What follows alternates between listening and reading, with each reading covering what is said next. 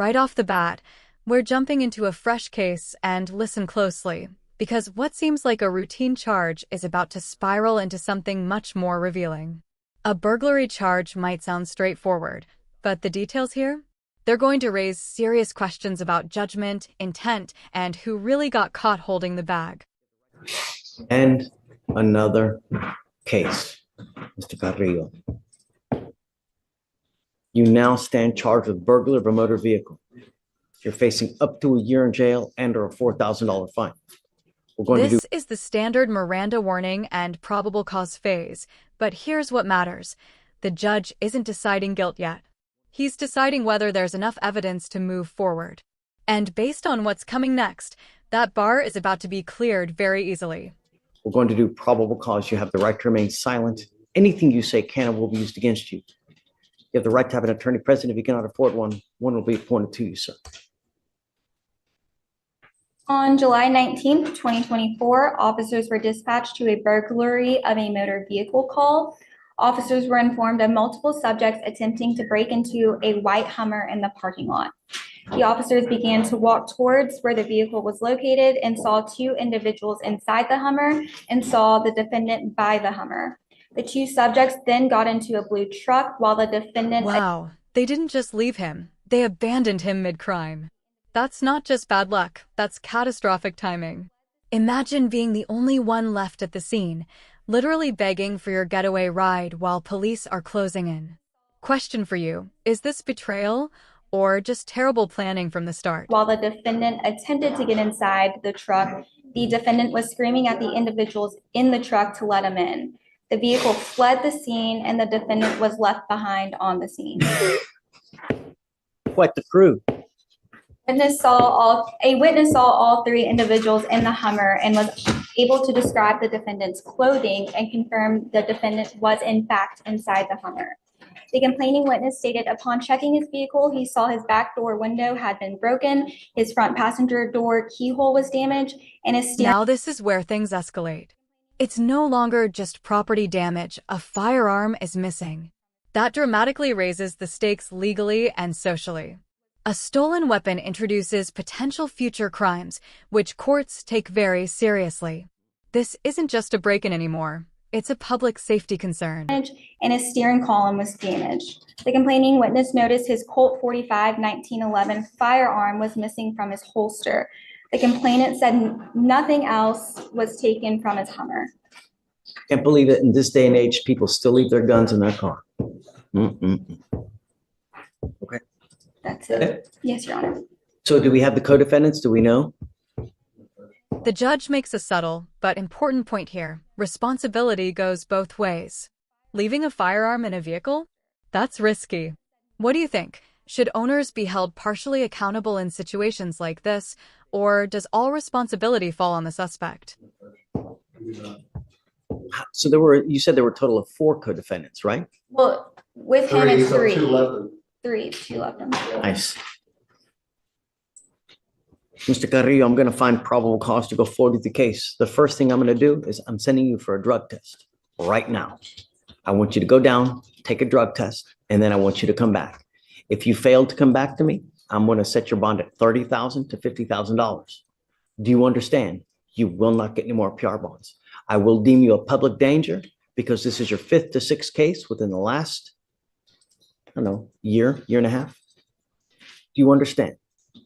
All right, Tracy, if you can send him down, please. Take a seat with me. Mr. Carrillo, come up.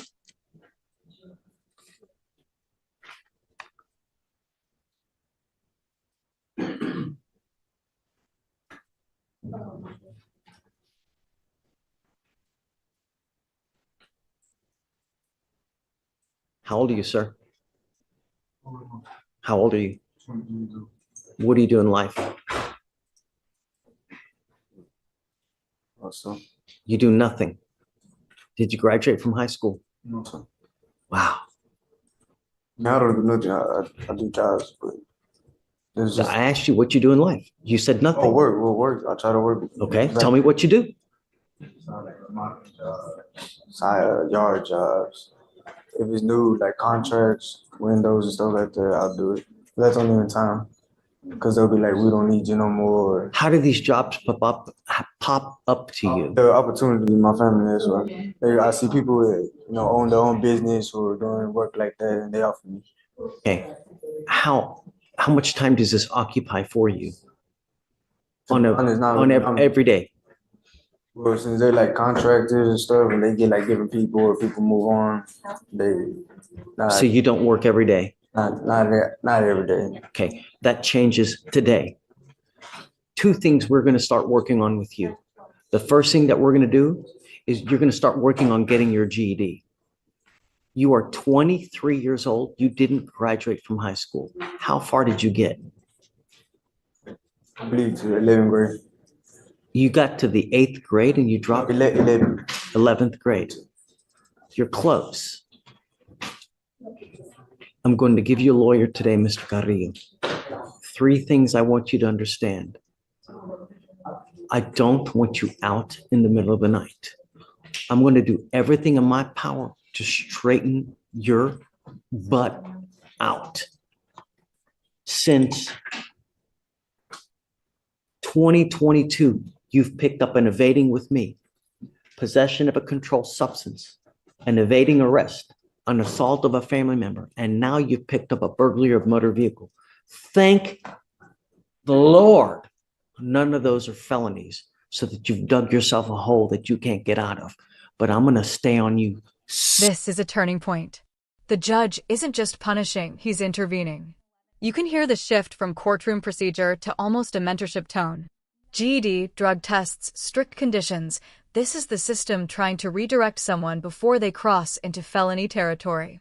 The real question is, will he take this seriously, or is this just another warning that gets ignored? You so much you're going to think it's a career. Do you understand?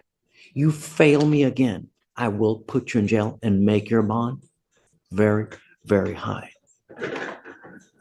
No more dope. I will test you. 31 days from today, you tested positive for marijuana. I will test you 31 days from today. If you test positive, I will put you in jail and make your bond really, really high. I don't care what you're doing. I don't care where you're going, who you're hanging out with. You're not allowed to hang around with the 2 knuckleheads you were hanging around with when you caught this BMV. Do you understand? In my opinion, they left you at the scene for you to rot as it is. Those aren't good friends to you as it is. Wouldn't you think?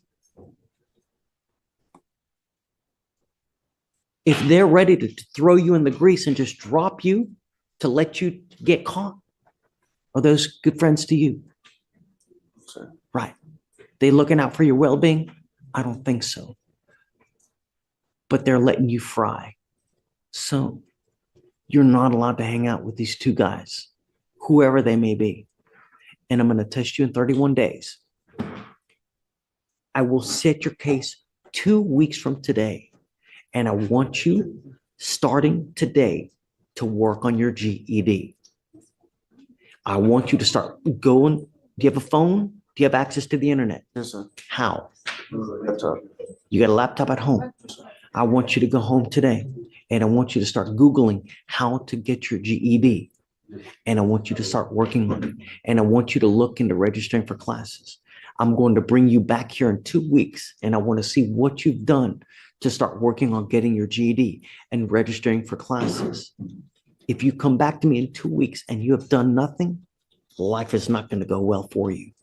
If you have problems between now and the 2 weeks, come back to me or let the lawyer that we know that you're having problems.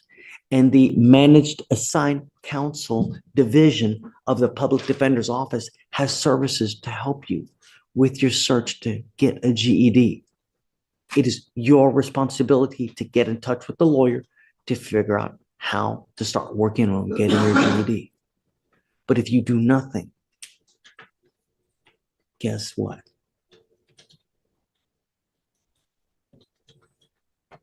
Guess. The consequences. Right. I'm done playing games with you. And I'm done and I'm trying to intervene before you graduate to felony status.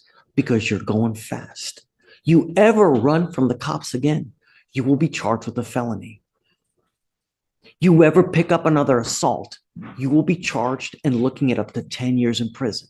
You are this close to graduating to felony status. The slightest move you make wrong, I'm telling you, you're going to be looking at felonies, and then you can put your head between your legs and kiss your butt. Guess. I'm trying to intervene before that happens, and I'm going to do everything in my power. But if you go out there and shoot a place up, I mean, there's nothing I can do at that point, but I will intervene as much as I can. No more dope. Otherwise, I'm going to lock you up, and you start working on your GED now. And you got to get, at the very minimum, a part-time job. When you have too much time on your hands, you become self-destructive. That's what's happening. Do you understand me? You know what's expected of you. I'm asking 3 things from you. You fail me, you only have one place you're going to go. You mind reaching out to the Mac for Mr. Carrillo? Okay. Today's date is 7/26. I'm going to reset you 2 weeks from today so we can see what you've done to get your GED. But as it stands now, you will get another test, 1, 2, 3, 4, to give you the benefit of the doubt. I will give you a couple days past the 30 days because weed stays in your system 30 days. So give or take 2, 3 days, maybe 4 days, I will test you after that. If you test positive, that tells me that you've continued to smoke, and I will revoke your bond and I will put you in jail. I've got about, I don't know, at least 3, 4 other 17-year-olds that are sitting in custody in your same situation because they've continued to smoke. You hold the keys to the jail cell. Do you understand? Sure. Okay. All right. Head on over there. We'll get you started with the paperwork. All right, Judge Garcia, Samuel, page 8.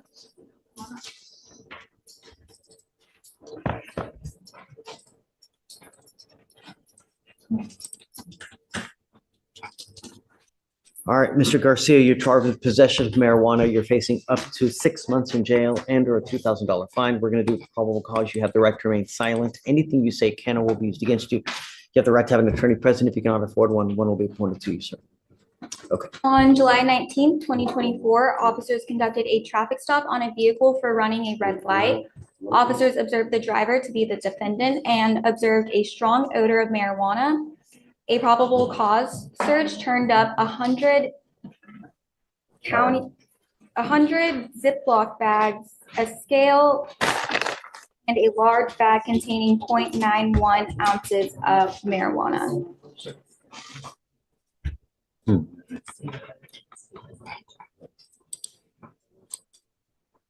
A 100-count box of Ziploc bags, a scale, and the marijuana.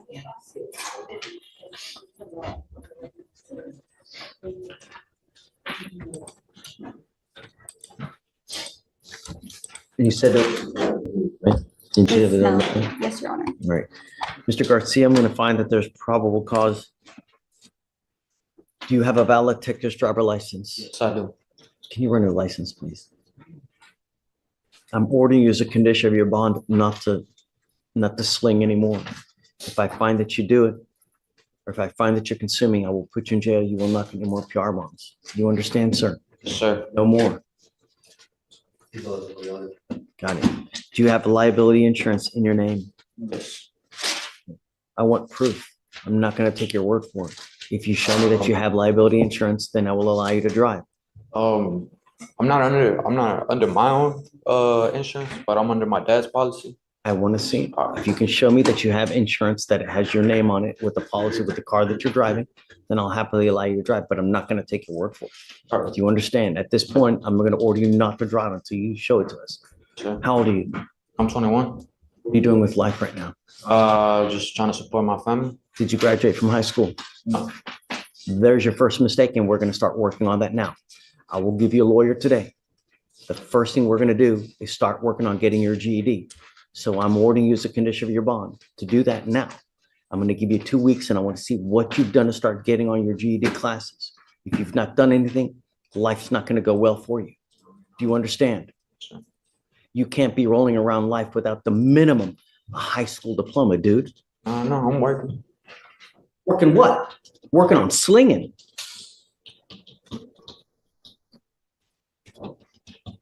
Mr. Garcia, I don't want to fight with you. The only thing I want to do is ensure that you have some kind of future. Because if you don't, this life really, really sucks without money. You can't live without money. You can't do anything without money. And at the minimum, if you don't have a high school diploma, you'll go nowhere. And at some point, if you continue to sling, it's going to catch up with you and you'll just end up in prison or 25 to life. I mean, look, you already have what? These two. Your record's not good, dude. Do you understand? Sure. One more thing I'm going to apprise you. 31 days from today, I will drug test you again. If I find that you're consuming any kind of dope, I'm going to put you in jail. If you stop smoking as of today, you should be fine 31, 32, 33 days. But if I test you again and you test positive for dope, I'm going to keep you with me. Do you understand? Sure. Okay. Do you mind giving him an application, please? I'm going to give you an application for an appointed lawyer. I'm going to get you the Victoria's sign and reset, and then we'll have you take your seat in the jury box. All right, Judge, page 12.